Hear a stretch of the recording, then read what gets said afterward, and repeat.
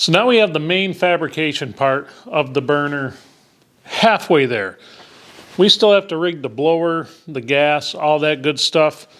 But this is the part right here that's going to take some time. And I say it's going to take some time because once I form this up, it has to sit in the forms for 48 hours.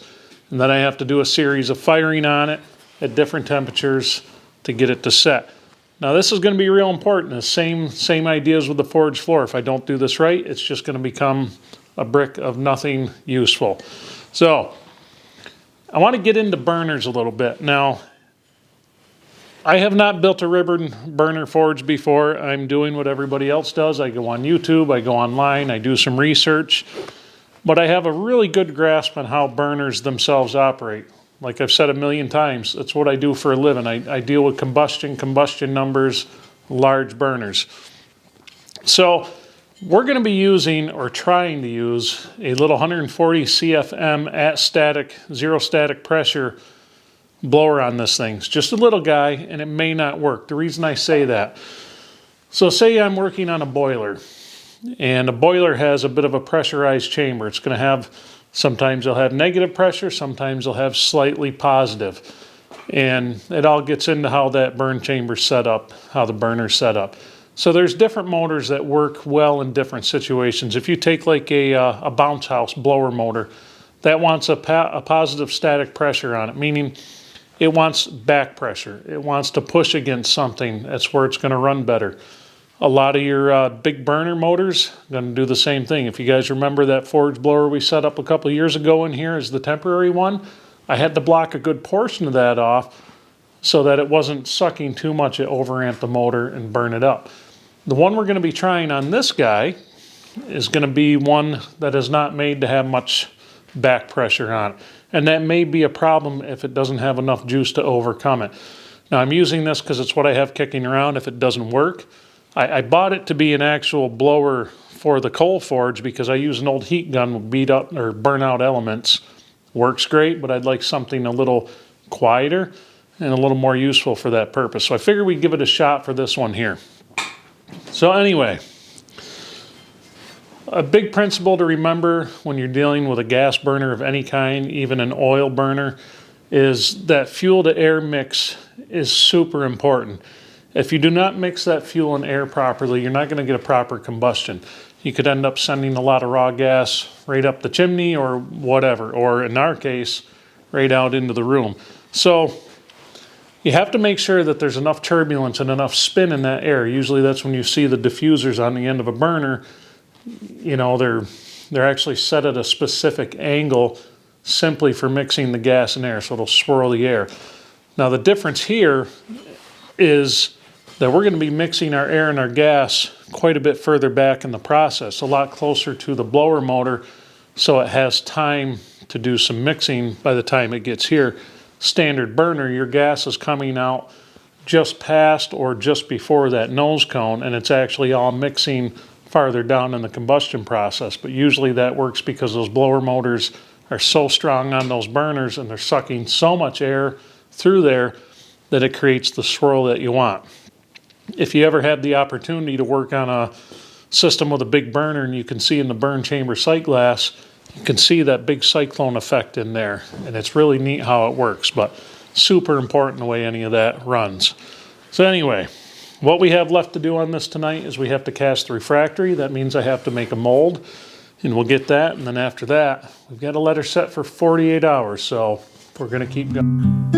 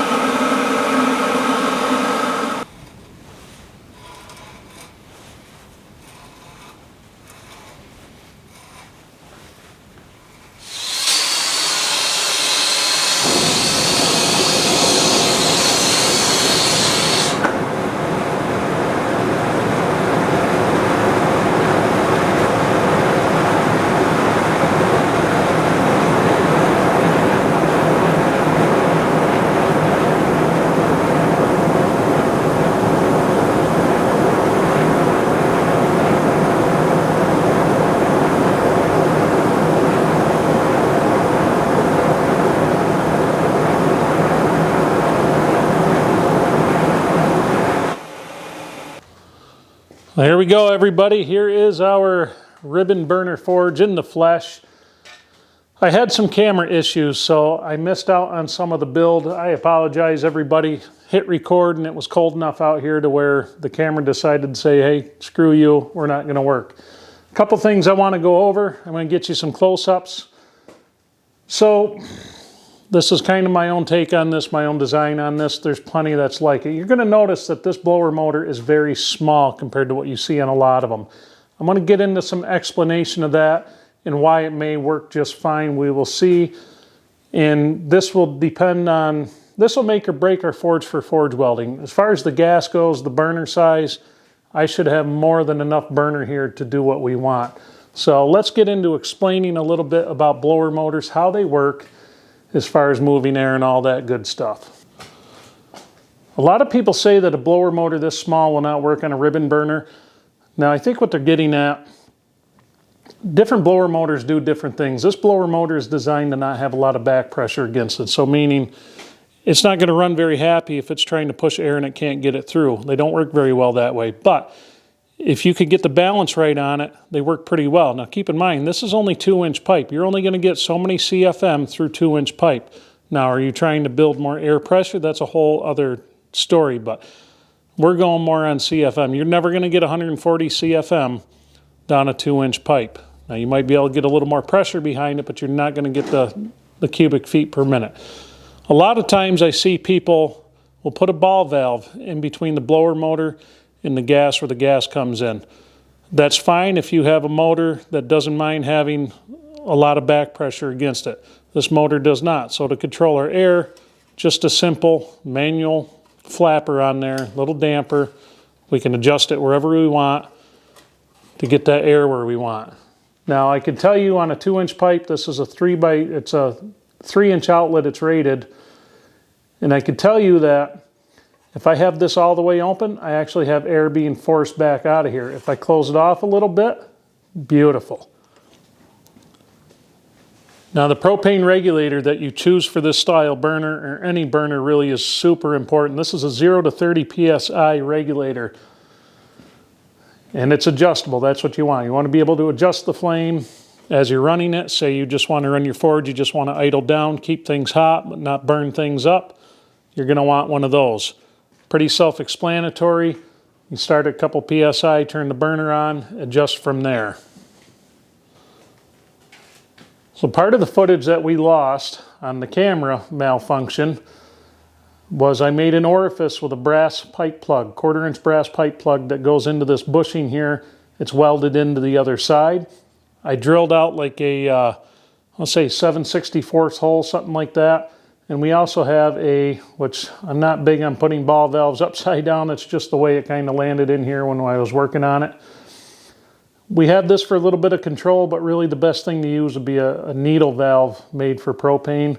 Although with the orifice, the regulator, and all that, this actually should work just fine for regulating that flame. We're going to find out, but pretty self-explanatory. So anyway, let's see if we can fire this bitch up.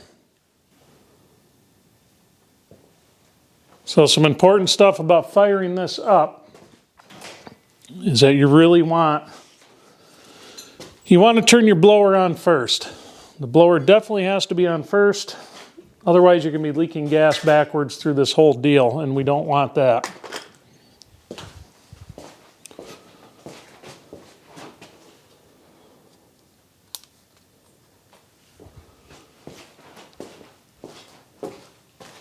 We definitely don't want that. So what we're going to do, I'll make sure that my regulator is completely off. I know I've got the hillbilly drop light deal going here, but it works just fine.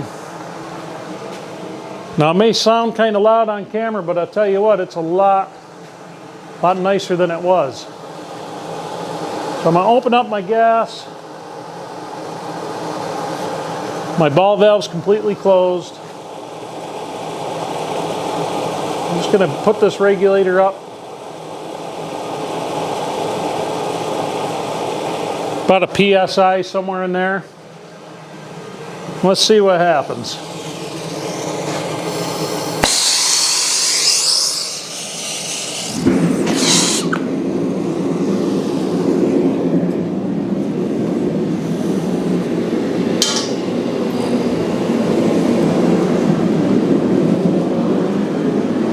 I'll take that all day.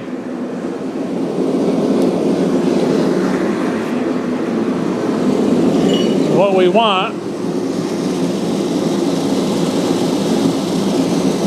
I want to back this gas off a little bit.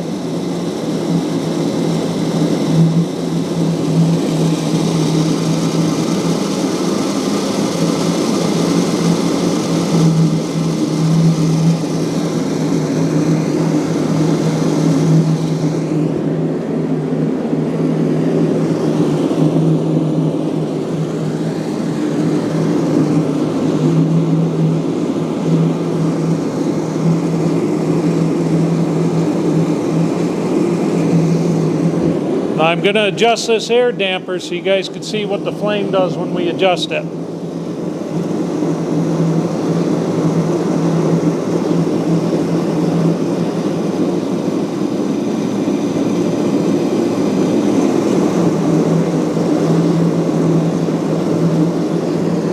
Now we're going to do the same with the gas.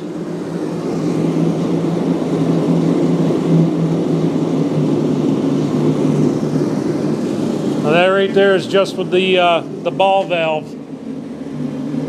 You guys want to see the flame? Of course, this autofocus wants to get us every time. There we have a really nice flame.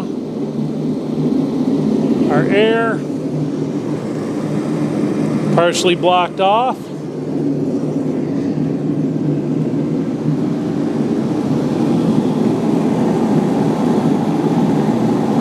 I'm not even running a full PSI on the burner. And my ball valve is almost off. So that means we're generating a lot of heat with not a lot of gas. That's what we're looking for.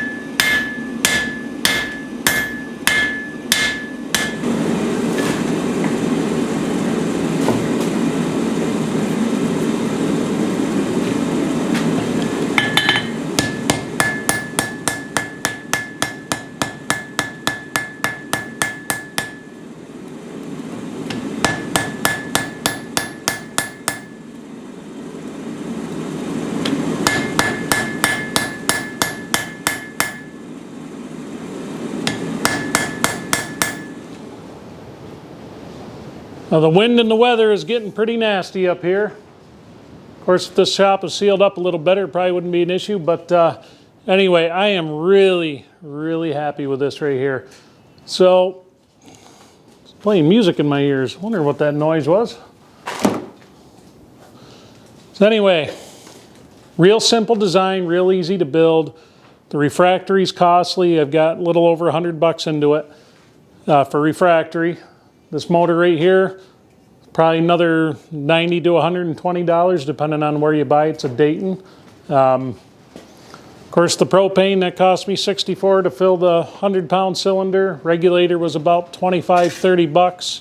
That's a cheap regulator. We're going to definitely get a much better one than that. But I'm pretty sure this is getting up to forge weld temps as it is already. We're getting that bright yellow heat in there, which is beautiful for forge welding. So the problem I have with the coal, besides the fact that my supply is pretty well dried up where I am, I can't work on too many pieces at once. Here I can probably get 5 or 6 axe or hatchet heads in here without any issue and maintain the heat.